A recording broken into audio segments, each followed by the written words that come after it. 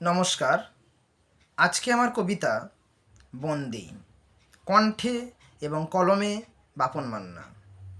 এই বন্দি কবিতাটি রচনা করা মূলত বাড়ির স্ত্রী কিংবা মায়েদের গৃহবন্দী হয়ে জীবন কাটানোর ওপরে নির্ভর করে। চলুন শুরু করা যাক। বন্দি। জেলখানাতে আটকে রেখে বন্দি করে তাকে কেমনতর সুখ দিতে চাও, ভালোবাসো যাকে। ভাবো নাকি মানুষ তুমি তোমার নিজের বউকে, নিজ কত মন যে তোমার আটকে রাখো কাউকে।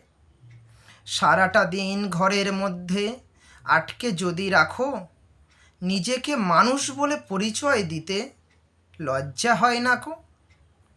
বাড়ির মা বাড়ির বউ মানুষ তাদের ভাবো, নারীর স্থান ইতিহাসে অনেক প্রমাণ পাব। গৃহবন্দী রাখাকে তুমি খেয়াল যত্ন বলো, একলা ছাড়তে না চাইলে সাথে নিয়ে চলো।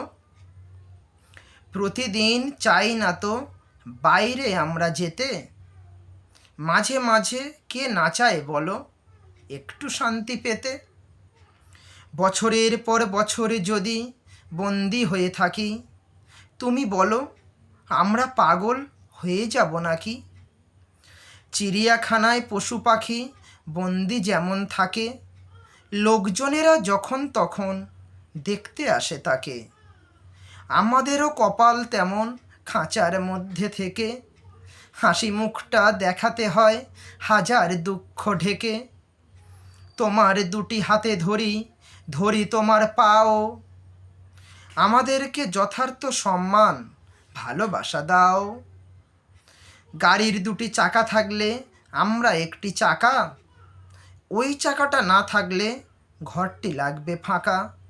সুখের হবে সংসার দিলে তুমি মন, স্ত্রীকে যখন ভাববে তুমি তোমার আপনজন।